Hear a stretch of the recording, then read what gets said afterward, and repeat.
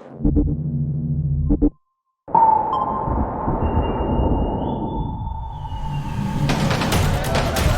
closing. Roger.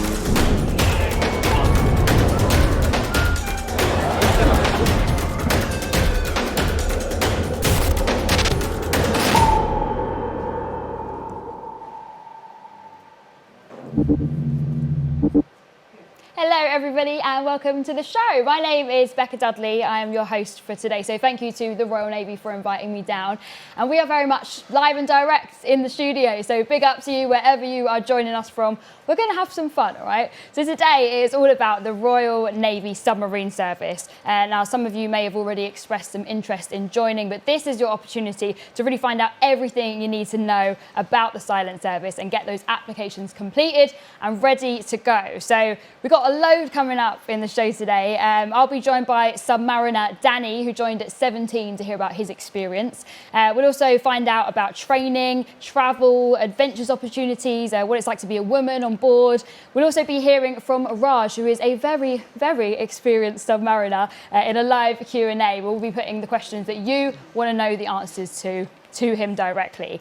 So throughout the show, we'll be putting some questions up on the screen. All you've got to do is click the ones that you fancy hearing a little bit more about, and we'll make sure that we get to them a little bit later on. There's also a live chat up on your screen, so maybe you have a suggestion for a question for our submariner. We'll make sure that we get them across to him. Or better yet, you can speak directly with the team. If you just click the Speak to a Submariner button, they're there ready, waiting for you, and they'll be there after the show as well.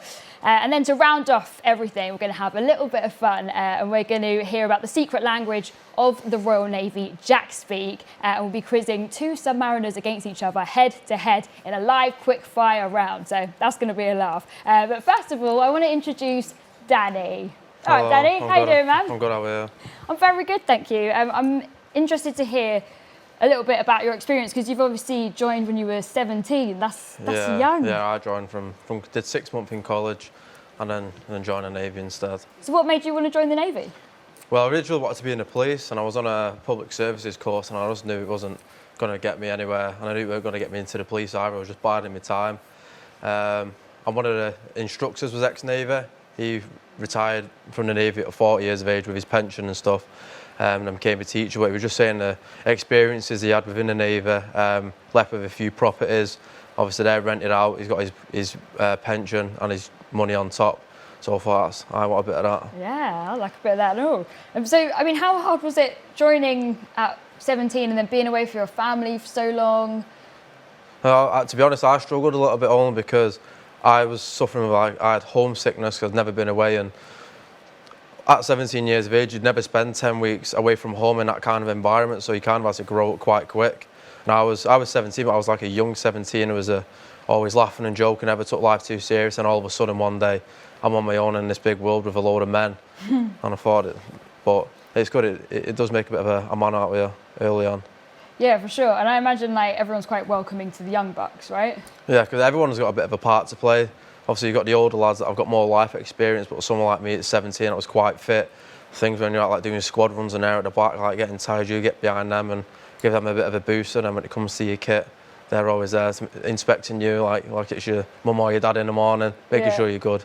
But yeah, it's a good balance. And like, is there good banter on the submarine? I imagine there is, right? Yeah, there's not when you first join the Navy, obviously you're just finding your feet, but as time goes on, I don't think there's banter like that anywhere else. The Navy's got its a very specific kind of banter.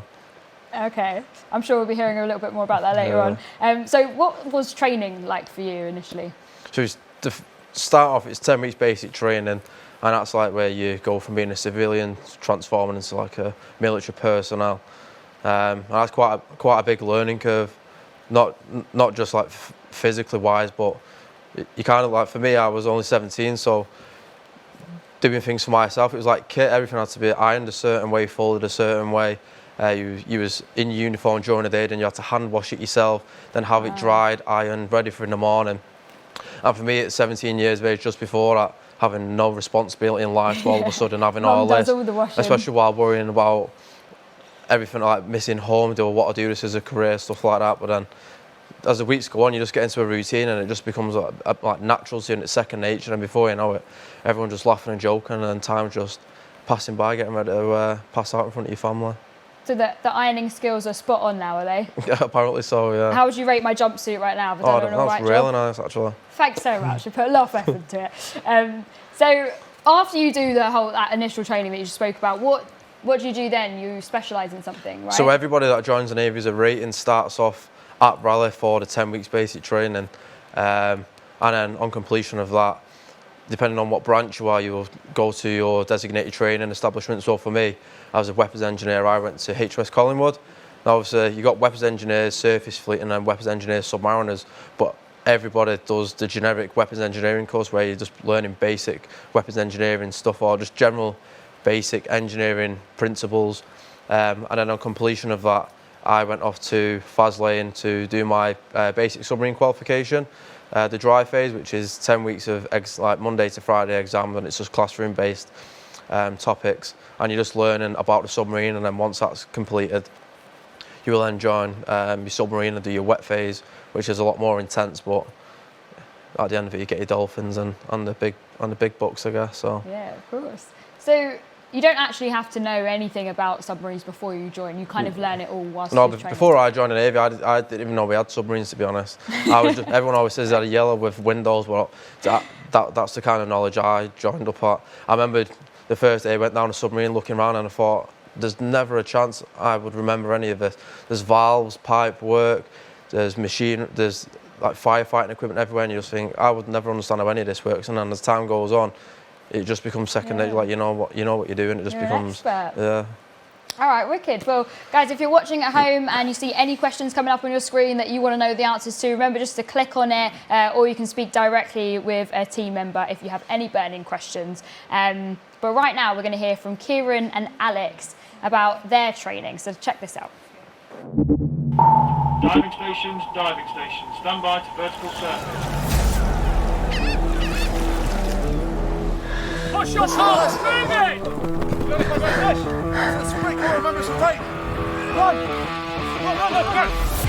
My name's Kieran. I'm a leading hand in the Royal Navy, and my role on board is a lead engineering technician, weapons engineer, submarines. To be totally honest with you, I had no real direction when I finished school, so I ended up bumping into my friend from school one night. He was in the Navy, and he just said, listen, why don't you give it a try? And I went and applied on the Monday, and now here I am. So on my first day, yeah, I was nervous. Everybody was nervous, but you settle in really quickly. You're with a group of people who are already in the same boat as you, essentially. During training, when you first come in, they tend to go through a lot of understanding your framework of how you like to learn. Different modules are tailored to your specific needs. If you're a physical learner, there'll be hands-on modules where you're fixing things. If you're a visual learner, they'll have videos. There's a lot of physical training goes on, so on certain days you'll have a good run round. Hopefully the weather's good. If it's not so good, then you just dig in, get on with it. More academic training in the afternoon, and then you get the evening to yourself. Nearing the end of your course, you get a specialisation, and then you'll start to learn specific skills that are for your branch. Because you go through the same training and everyone's got to be at the same standard to get these dolphins, it definitely makes you feel part of a tight-knit community. It's really welcoming to everyone of all ages, boys and girls included. I'd say to those that are thinking of joining, the main thing is you're going to get skills for life. It doesn't matter if you're going into engineering, logistics, any branch across the Royal Navy, you are going to come away with more skills. My expectations of being a submariner on board is that it's going to be long days, but all my training has led up to that point. So there's not going to be a day that I'm not going to be able to handle. I've got confidence that I can accomplish anything that's thrown at me.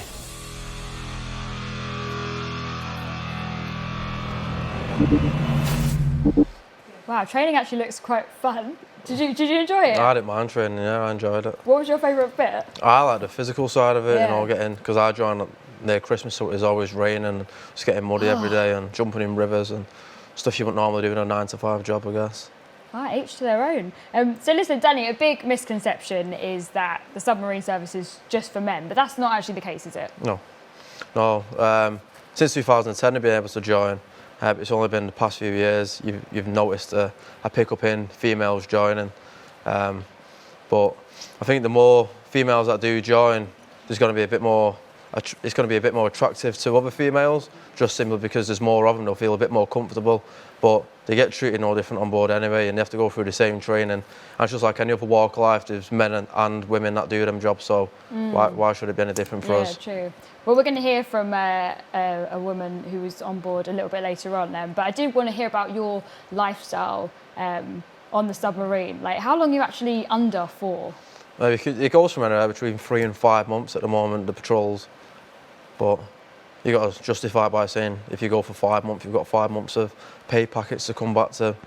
So you just think positive like that. Yeah, it's worth it. And so do you come up at all during that time? Not on our class submarines, no. Other submarines, they surface and stuff, but we can't break radio silence. So once we've gone, that's us till we get the nod to come back in.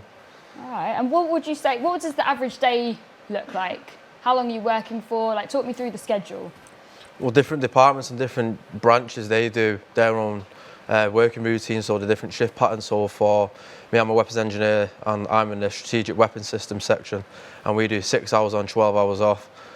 So once you've done your 6 hours work and you've got your 12 hours, which is like your time then, but there's so much going on board these days where you could be revising for your next exam, you could have oral boards coming up, assessments, you could be revising just your job itself, going through your notes, and then you've got people on board that teach in specific areas. So for me, I did maths, as I needed that for the next course was going on. So I did maths. You can learn languages, you can sit history lessons, and then apart from that, you've got the gym you can go to when it's in.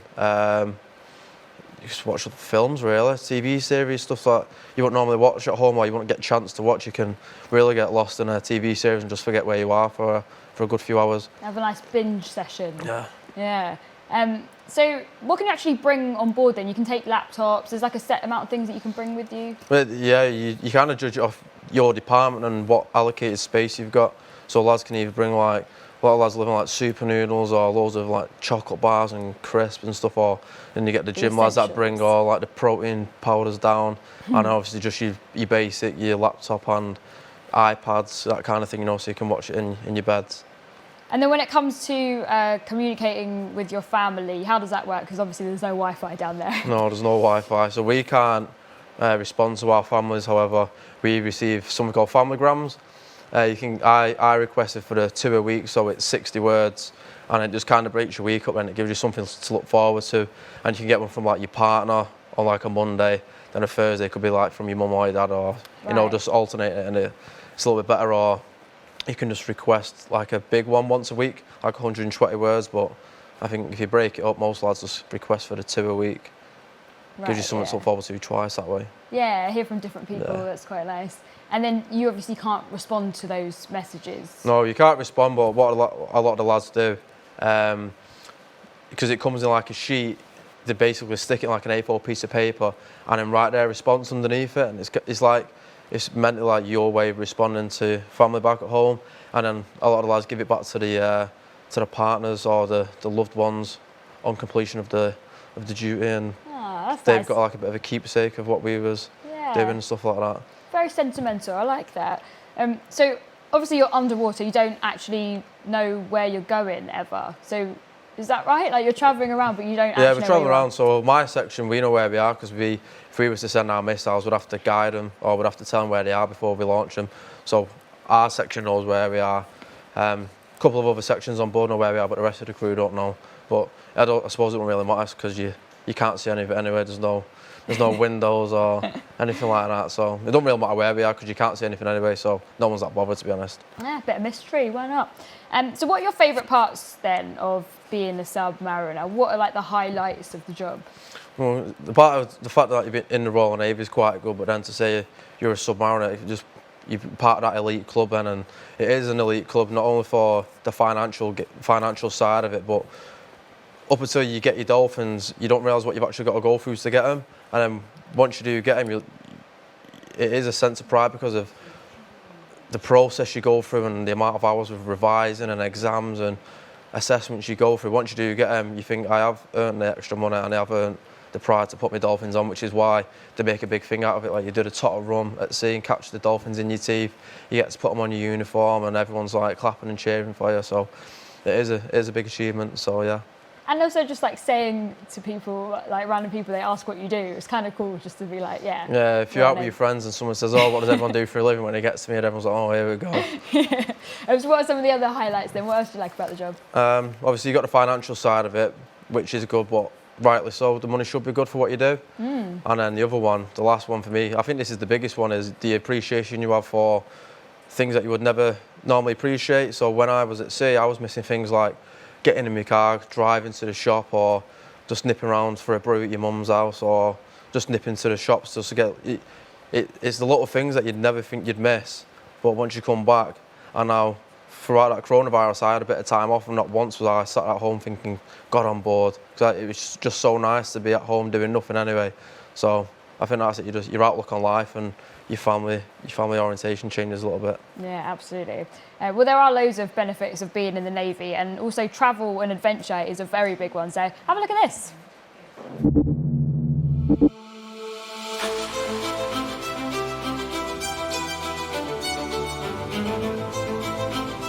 I've been to over 50 different countries with the Navy. So I've been to Qatar, Bahrain, Oman, Cyprus. I was in Japan in 2018, which was a real highlight.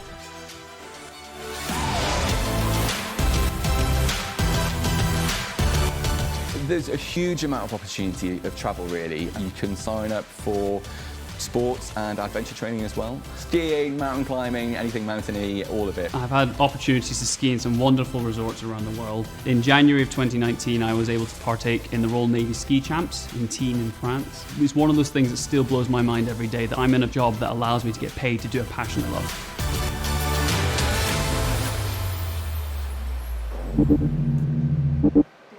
So cool. I actually had no idea that you could do stuff like that in the Navy. I mean, the skiing, how sick does that look? It looks good, doesn't it? I wish I could ski. Yeah, have you ever tried? Not yet. No, not yet. Well, listen, I want to talk about being a woman in the submarine service. Why do I look like a woman?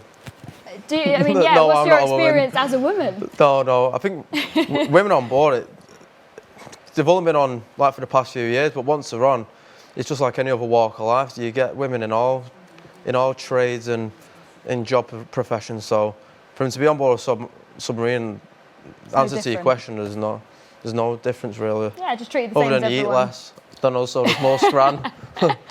Well, I'll put that to the test, I think. Well, listen, we're going to be joined by another special guest, Raj, in just a minute. But first of all, let's get to know a little bit more about Emily and her story. The thing that I love the most about working as a submariner is the fact that you're part of a close-knit family. Your crew on board rely on you heavily and you rely on them. And when you're at sea, the camaraderie is brilliant. And when you're alongside, there's plenty of things to do. Everybody always gets together and you just enjoy your life.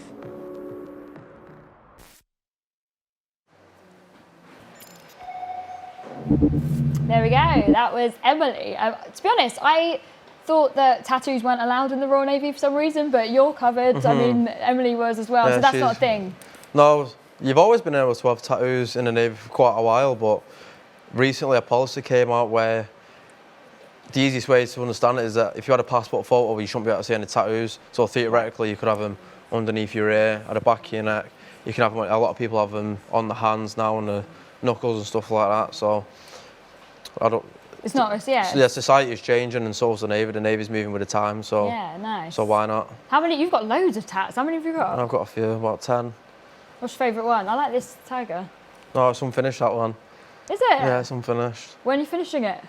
Oh, the pain's too much for me. Yeah, fair. I've got to psych myself up. I'm a bit of a wuss. If any of your mates are watching, they're going to rip you for that. So, I mean, you may have seen the very famous TV advert of Kieran's story, but right now we are going to get into it as just a little reminder of why the submarine service could be for you. Have a look.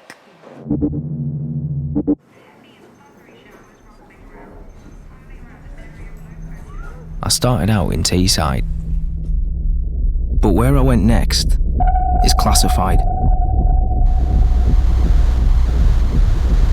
I've trained on kit that doesn't officially exist, completed missions that never happened, and been places you won't find on a map. because I went where I didn't go. Spent days doing what I didn't do. And nights with people I was never with. I've come a long way for someone who's never officially been anywhere.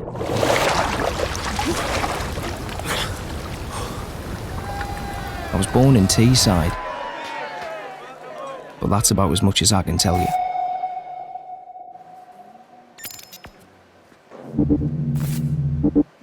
There we go, so sick. Now I'm now joined by Raj and swap Danny out. So hello, welcome Raj, how are you? Very well, thank you. How about yourself? I'm great. So you've been involved in the Navy for quite a while now, right? Yep, so I joined the Royal Navy in 2013, just like Danny, as an engineering technician. Did my junior rating career in the early part of my career before going on to Type 23 frigates on the surface fleet. I was lucky enough to be encouraged by my engineering officers to go and do the Admiralty Interview Board. Passed the Admiralty Interview Board, went to Dartmouth to get my officer's commission. And it was at Dartmouth that I decided that I wanted to go to the submarine service, be involved in that challenge. And I started the long process of going on different courses. Last year I undertook my first patrol and earned my dolphins. And this year I get to take charge of my department for the first time. So really excited about that. Yeah, congrats. So what's your role now then? So the WE department, so I'm a weapon engineering officer. Yeah. That's sort of split into two departments. You've got the strategic department, which Danny was part of, and I'll be the deputy head heading up the tactical department. So we're in charge of making sure that the communication lines are set up, torpedoes are safe and effective, that all our sensors, radar, sonar are working. So it'll be my job to provide that to the captain with my team to make sure that we're capable to go to sea and do our job. Okay, and what does career progression look like? So if you're somebody like myself who's come in at a junior rate level, you have the opportunity to do the upper yardie scheme, as they call it, where you can be selected and then go through commission that way.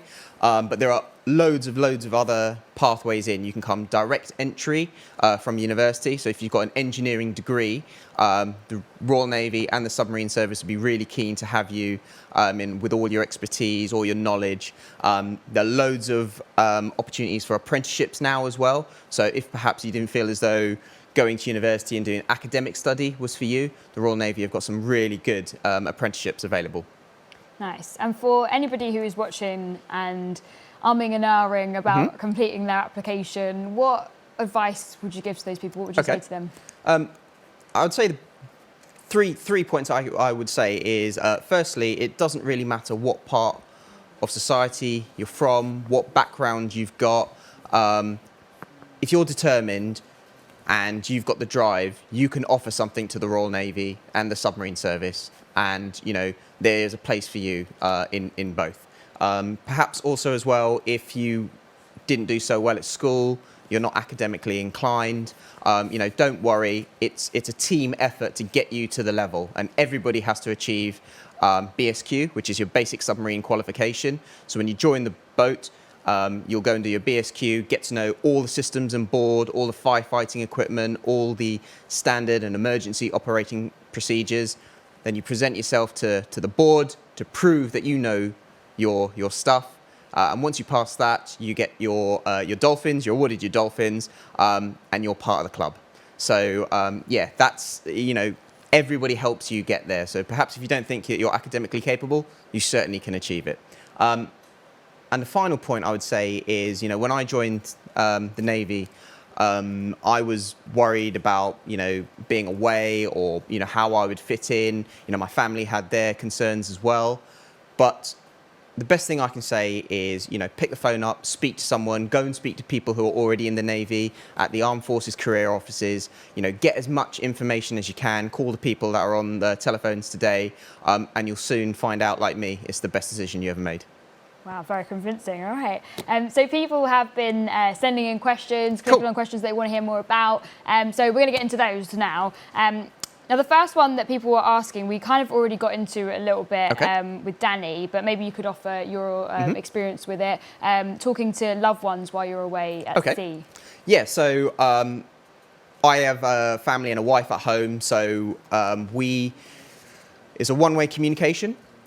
When you're on a Vanguard class submarine, we call them familygrams. You get short messages once or twice a week. I went for the 1 week message, about 120 or so words. You get like them a as little tweet, slips. basically. Yeah, it's kind of like a little tweet, Yeah. but much more personal. Yeah. And you get them on a little slip that gets put in your little sort of envelope that's in the pigeonhole in your mess. So you always know it's always a massive morale boost when you see your little envelope on the pigeon board, and you take it away, read it, and as I used to keep mine all together, number them, so I knew which ones were in which order, keep them under my pillow, and just every week read them over and over and over again, and knowing that, you know, it's one less week until I'm home, get to see my wife and my mum, my dad, my brother.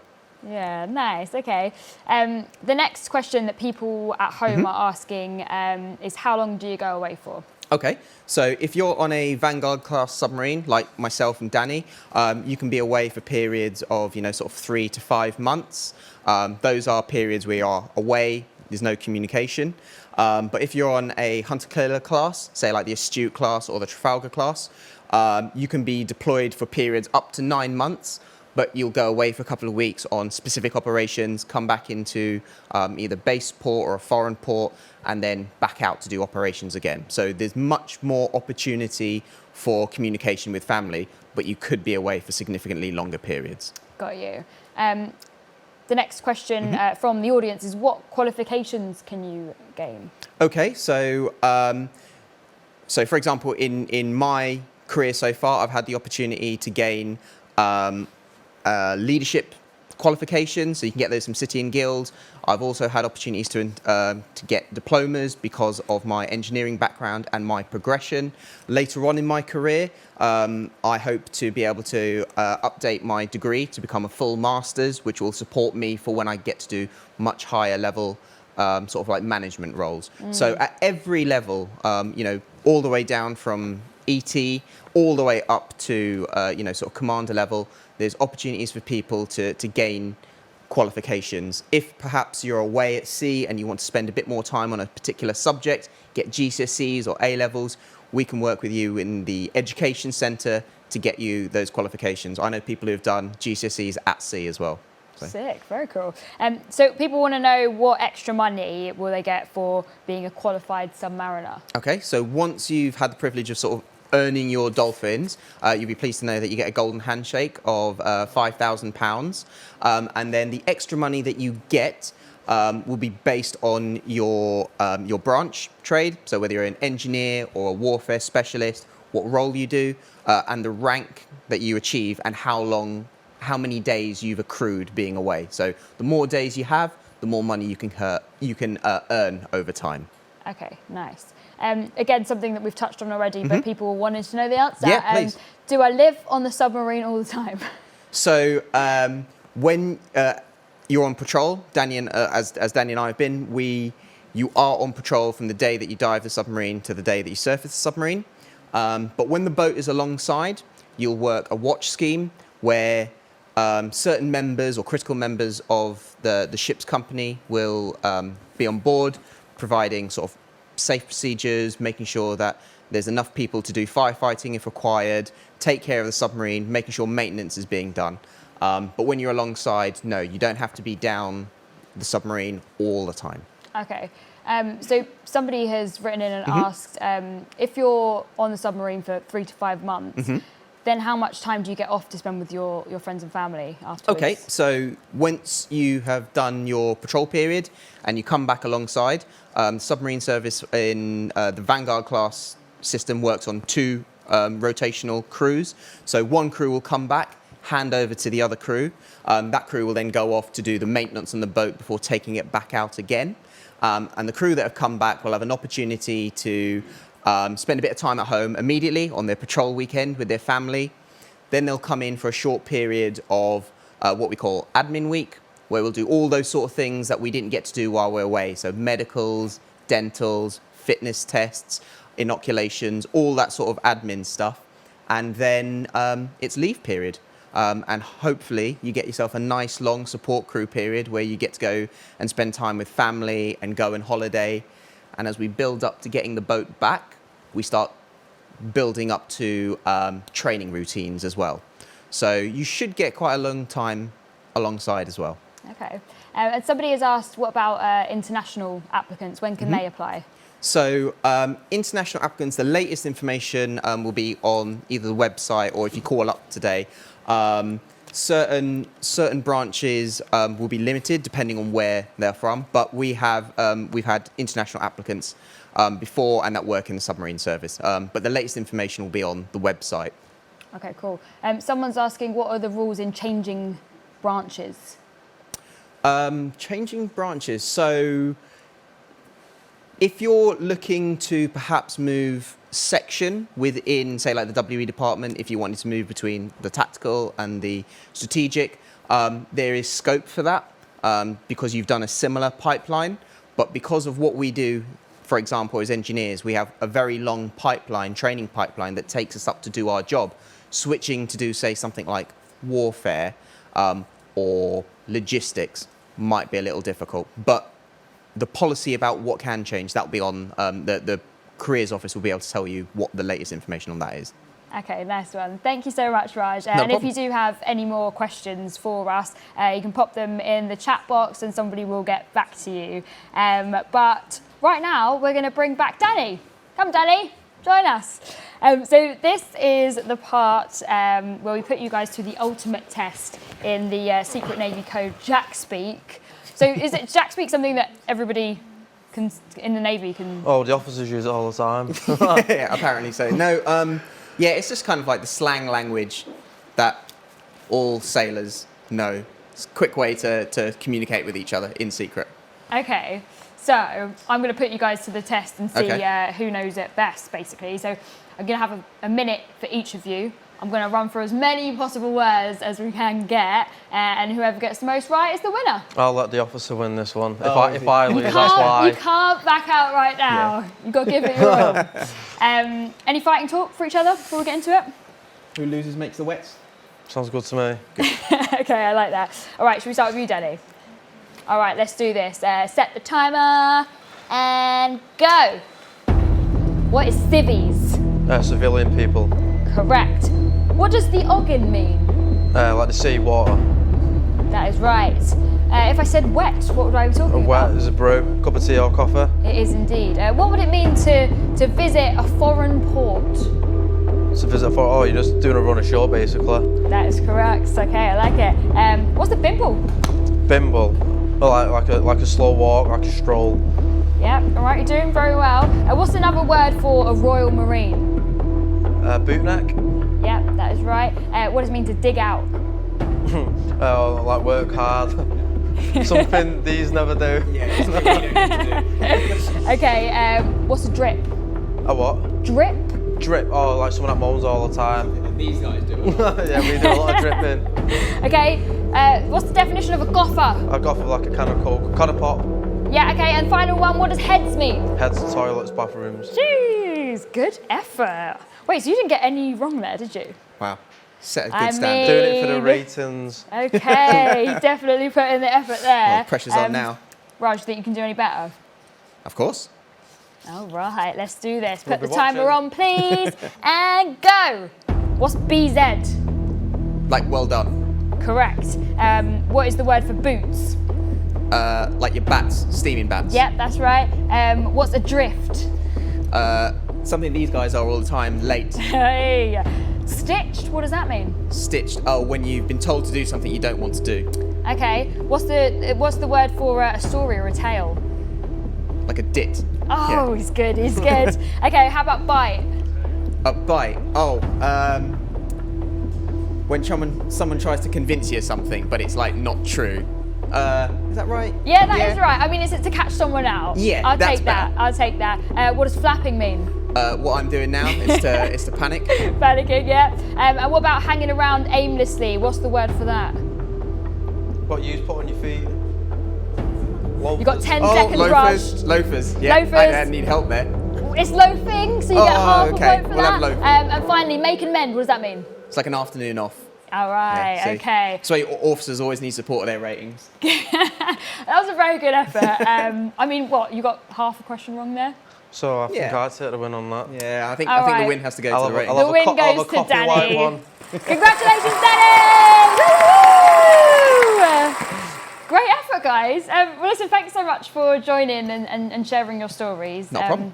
It's been lovely to Thanks meet for you having guys. us. Thank you. Thank you. And that is all we've got time for, sadly. But I hope you have found out everything that you need to know about how to complete your application to join the Submarine service. So what are you waiting for, guys? Click the button. It's below now. Click it, get involved. And also you can speak to a Submariner right now with any questions that you might have. There's a whole team of them. It's not just these two with the blurry faces. They're waiting for you and ready to go. So thank you so much for joining. I have been Becca Dudley. Thanks to the Royal Navy for having me. And good luck, everyone. See you later.